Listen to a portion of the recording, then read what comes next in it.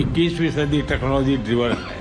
शायद ही जीवन का कोई क्षेत्र ऐसा होगा कि जिसको अब टेक्नोलॉजी ड्राइव न करती हो। ऐसे समय में सिर्फ टेक्नोलॉजी या टेक्नोलॉजी प्लस डेमोक्रेसी, इसका एक संतुलन बहुत जरूरी है कि डेमोक्रेटिक वैल्यूज और टेक्नोलॉजी का मिलना मानव कल्याण की गारंटी देता है। भारत एक देश है जिसके पास टैलेंट भी है, डेमोक्रेसी भी है, मार्केट भी है, और ऐसी गोल्डन अपॉर्चुनिटी मैं समझता हूँ बहुत रेयर होती है जो आज भारत के पास उपलब्ध है।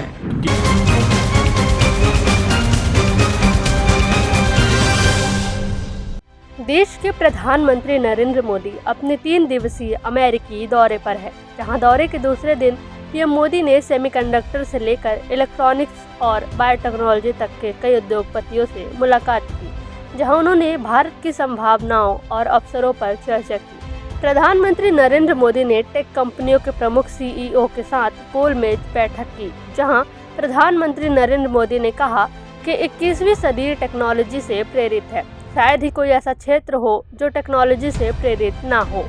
आगे पीएम मोदी ने क्या कुछ कहा, सुनिए। 21वीं सदी टेक्नोलॉजी ड्रिवन है। शायद ही जीवन का कोई क्षेत्र ऐसा होगा कि जिसको अब टेक्नोलॉजी ड्राइव न करती हो। किसी समय टेक्नोलॉजी का प्रभाव था, अब मैं देखता हूं टेक्नोलॉजी ड्राइव करने वाली है। लेकिन ऐसे समय में सिर्फ टेक्नोलॉजी या टेक्नोलॉजी प्लस डेमोक्रेसी, इसका एक संतुलन बहुत जरूरी है क्योंकि डेमोक्रेटिक वैल्यूज और टेक्नोलॉजी का मिलना मानव कल्याण की गारंटी देता है, एक विश्वास पैदा करता है। एंड टेक्नोलॉजी माइनस डेमोक्रेसी, मैं समझता हूं किसी भी संकट के लिए एक वातावरण पैदा कर देता है।